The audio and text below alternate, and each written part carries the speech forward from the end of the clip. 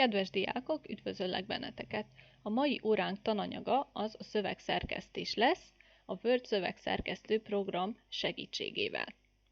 Az első lépés, amit be kell állítanunk, az előre megadott paraméterek alapján, az az oldalnagyság.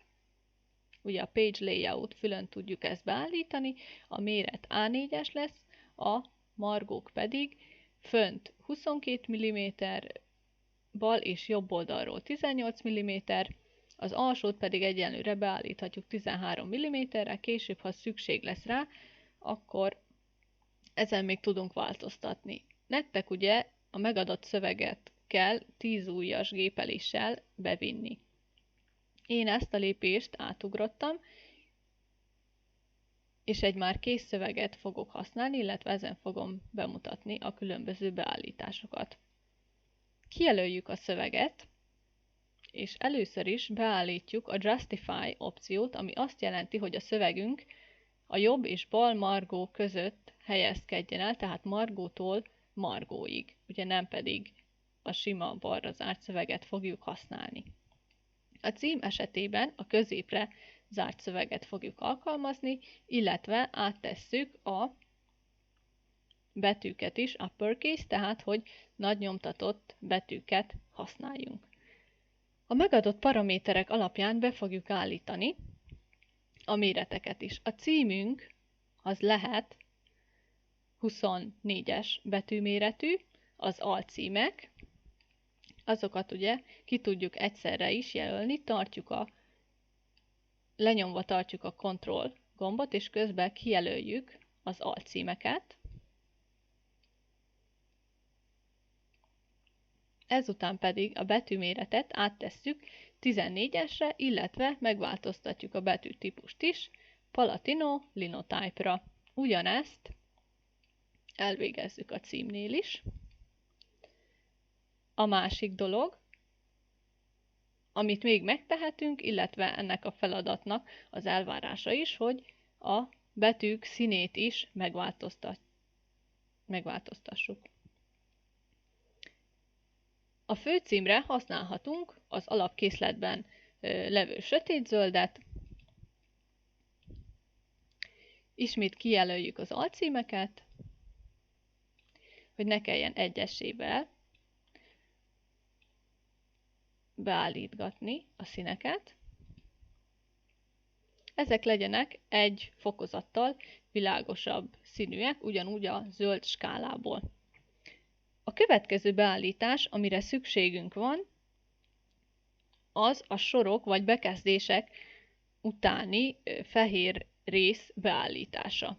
Mivel már ki vannak jelölve a címeink, akkor rögtön ennek a beállításával fogjuk kezdeni, a paragraph opciókat megnyitva, és a spacing fül alatt, ugye nekünk most az utána levő fehér részt kell beállítanunk, tehát az after opciót fogjuk használni.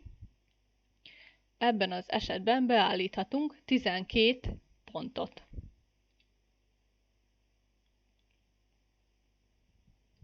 A főcím utáni üres rész, az pedig lehet 24 pont. A szöveg utáni rész, tehát hogy minden bekezdés utáni,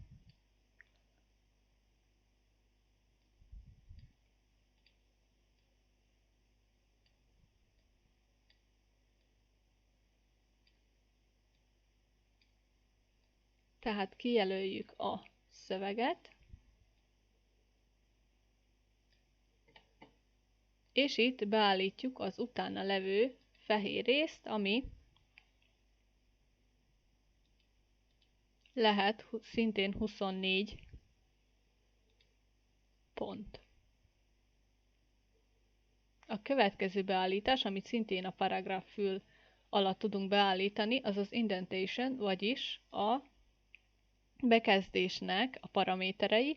A mi esetünkben az első sor behúzását fogjuk beállítani. Ugye kiválasszuk, hogy first line, és beállítunk 8 mm-t, az a mi esetünkben most megfelelő lesz.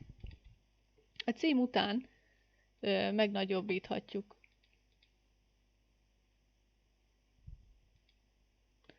a fehér térrészt akár ugye 36-ra is, ez lehet tetszőleges is, attól függően, hogy ugye mennyi szöveg van a megadott dokumentumban.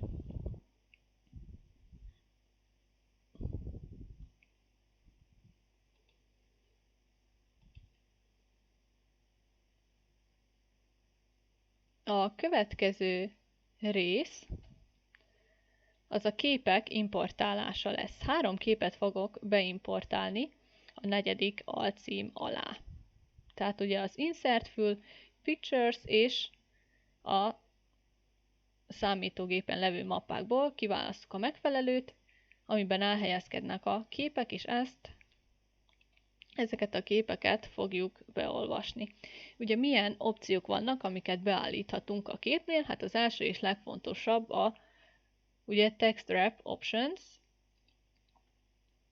ami azt jelenti, hogy ugye milyen beállítások vannak, illetve hogy ugye hogy viszonyulhat egymáshoz a kép és a szöveg. Ugye a square, hogy körülötte legyen, akkor van, hogy alatta vagy fölötte, mi most ezt fogjuk használni, vagy a square-t, illetve itt van olyan, hogy a szöveg mögött legyen, vagy a szöveg előtt, ezek az opciók most esetünkben nem megfelelőek, úgyhogy egyelőre maradjunk a top and bottom, tehát hogy fölötte és alatta legyen a szöveg. Beolvassuk a másik 2 képet. Ezt is lekicsinyítsük. A kicsinyítésnél figyeljetek arra,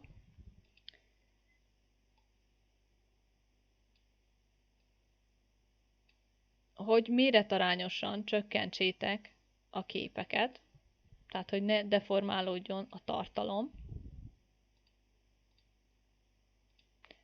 És a harmadik képünk szintén lekicsinyítsük.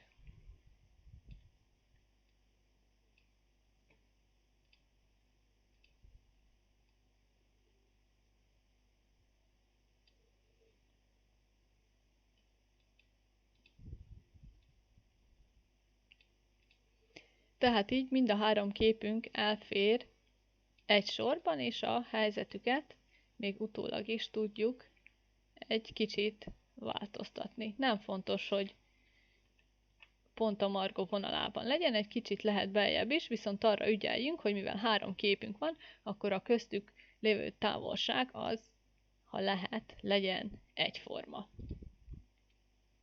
Különböző effekteket is hozzáadhatunk a képeknek, tehát kijelölünk egy képet, és a formát fül alatt ugye vannak már előre beprogramozott változatok is. Ugye adhatunk neki egy sima árnyékot is, viszont ezt az opciót is használhatjuk, ami ugye csak egy kicsikét finomabbá teszi a képnek a széleit, tehát nem lesz neki egy éles kerete. És ezt ugye ezzel a pár kattintással el is tudjuk végezni.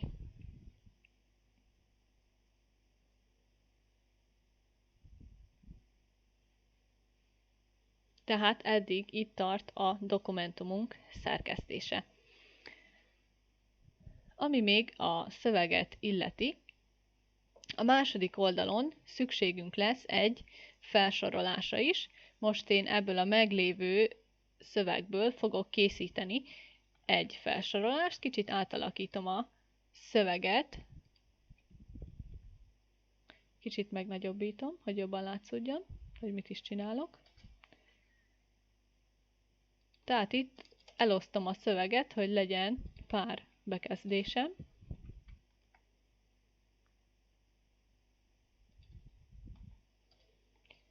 Így ezt a fölösleget kitörlöm, erre most nekem nem lesz szükségem.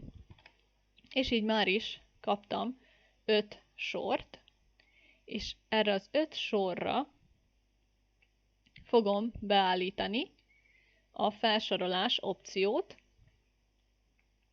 amit ugye szintén a Home fül alatt tudok megtenni, a Paragraph opciókon belül, és ott is az első ikon, ugye a Bullets, azt fogom kiválasztani, Define new bullet, tehát, hogy új ikont tudj létrehozni a felsoroláshoz.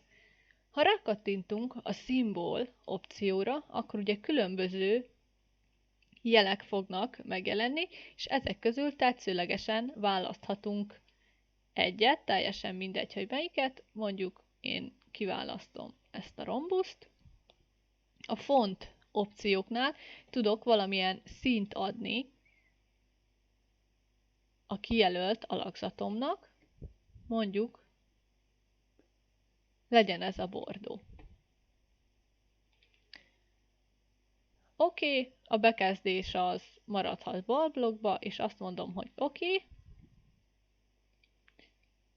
és valamiért nem tette át a színt. Ezt mindjárt leellenőrizzük, hogy itt mi történt. Ja, igen, bocsánat, az underline colort állítottam be, és nem arra volt szükségünk, hanem a font colorra. Nos, igen, és már is megjelentek a bordó jeleink.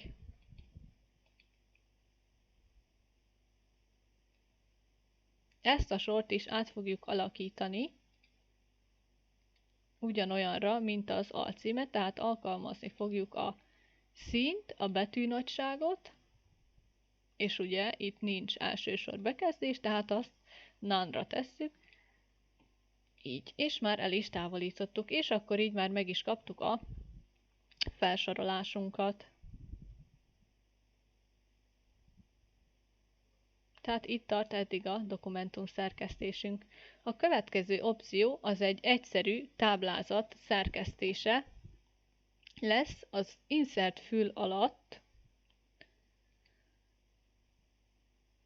Kiválasztjuk a táblázat opciót, lehet egy 3x3 soros táblázatunk is. Ti ugye a megadott útmutató szerinti táblázatot fogjátok elkészíteni. Ugye a méreteit tudjuk állítani, tehát kijelöljük az összes oszlopot és sort, és a layout opcióban ugye változtathatjuk a magasságát a táblázatnak, illetve az oszlopoknak a szélességét is. A másik fontos opció, amit még be tudunk állítani, szintén a layout fül alatt, és ahol azt írja, hogy cell size, tehát hogy a celláknak a mérete, ott az alignment opciónál be tudjuk állítani, hogy középen legyen a táblázat, és már is az oldal közepére tette. A design fül alatt be tudjuk állítani, hogy láthatóak legyenek-e a vonalak a táblázaton belül, illetve hogy milyen színűek legyenek. Mondjuk, ha itt kiválasztunk egy színt, legyen az a narancssárga, és azt mondom, hogy all borders, akkor az összes vonalat a táblázaton belül átváltoztatta narancssárgává. Ha csak egy sort jelölünk ki, akkor annak is külön adhatunk valamilyen háttérszínt is.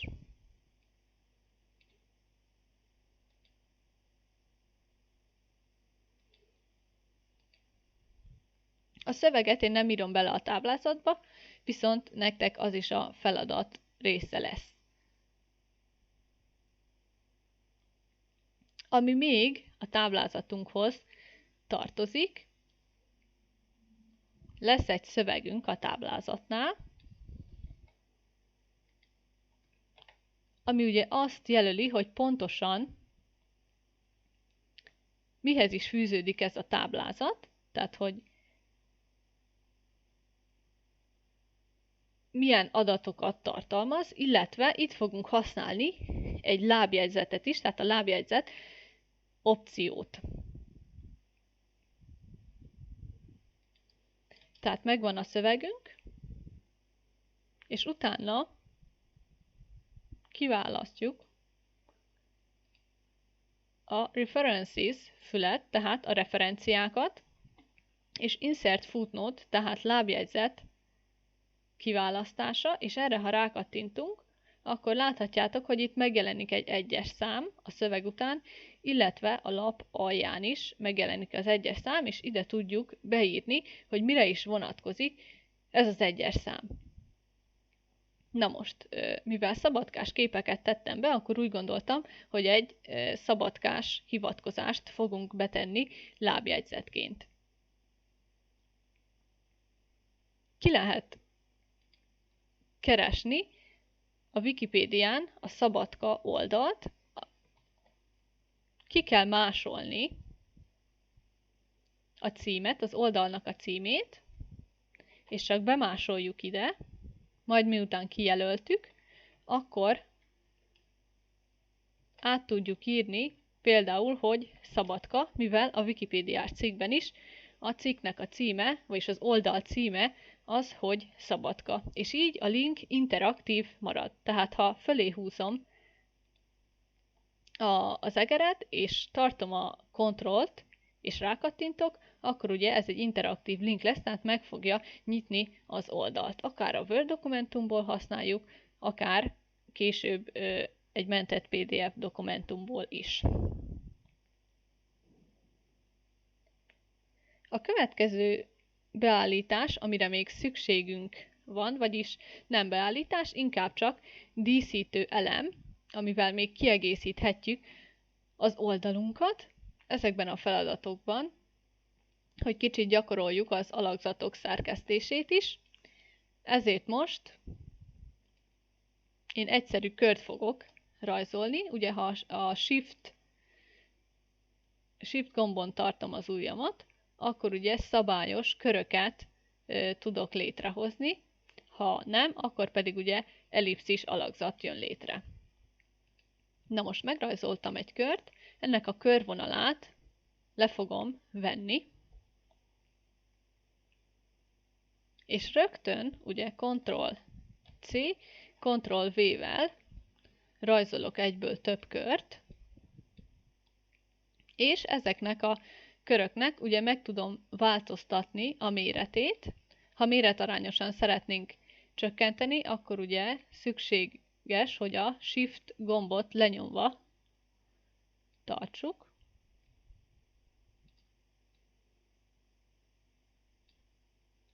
És hogy kicsit érdekesebbé tegyük ezt a motívumot, amit még be tudunk állítani. Ugye különböző színűre is tehetjük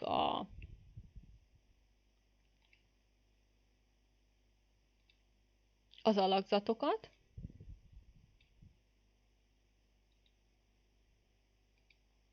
Illetve, ha jobb klik az alakzatunkra, és megnyitjuk a Format Shape ablakot, akkor ugye itt még több opciót használhatunk. Például itt át tudjuk állítani egyesével az átlátszóságát az alakzatoknak, és így már is egy kicsit érdekesebb motívumot kapunk. Esetleg itt áttehetjük a színt is, ugye most itt zöld színeket használtunk, bocsánat, ott a betűnél tettem át, tehát itt átállíthatjuk zöldre, és akkor már is a betűszínekhez egy kicsit jobban passzoló színvilágot kapunk.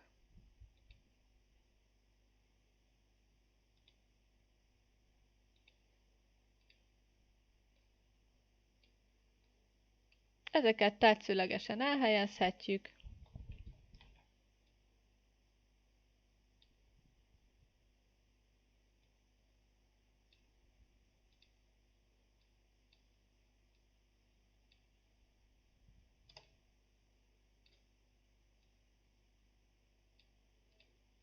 És hogy ne kelljen még egyszer megrajzolni az egész motívum sort, ezért alkalmazhatjuk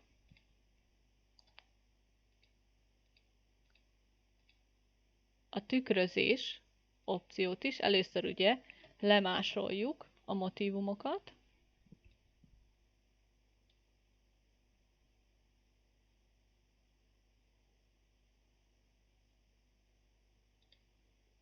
És a Format opció alatt a Rotate, és ott ki tudjuk választani, hogy megfordítsa az alakzatainkat, vagyis itt csak egyesével fogja őket megválasztani, vagyis átváltoztatni. Ezért akkor kénytelenek leszünk egyesével. Itt most igazából nem fontos, hogy ugyanúgy nézzen ki, mint a másik oldalon, tehát ez tetszőlegesen változtatható. Ezért az is elég, ha csak valamilyen hasonló alakzatot próbálunk létrehozni. És még egy opciónk maradt ki, amit nem állítottunk be, az pedig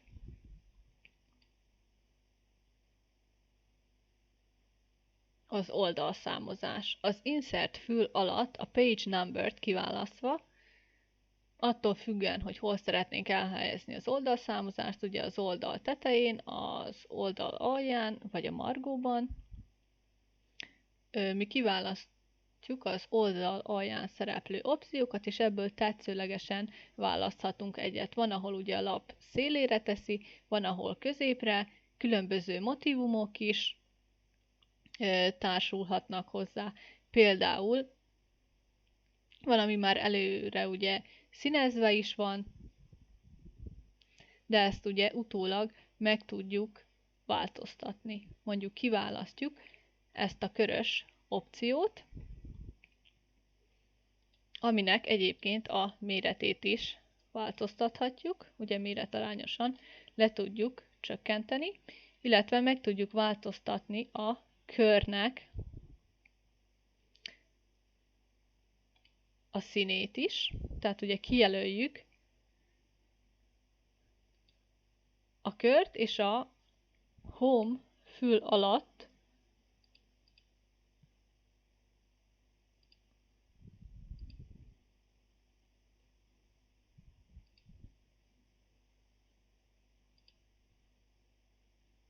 vagyis először ugye a betűnek a színét tudjuk megváltoztatni, de az maradhat ugye fehér is.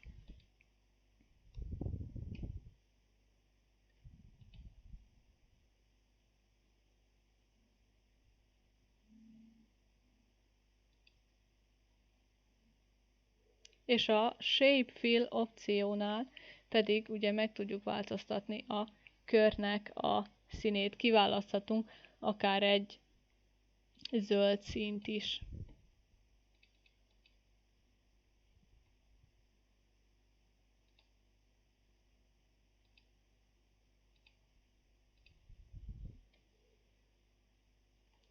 És így már is megvan az oldalszámozásunk is.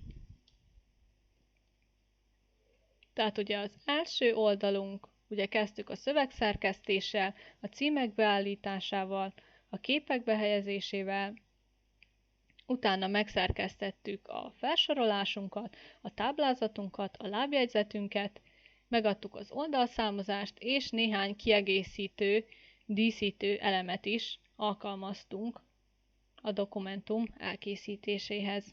Remélem minden érthető volt, jó munkát kívánok!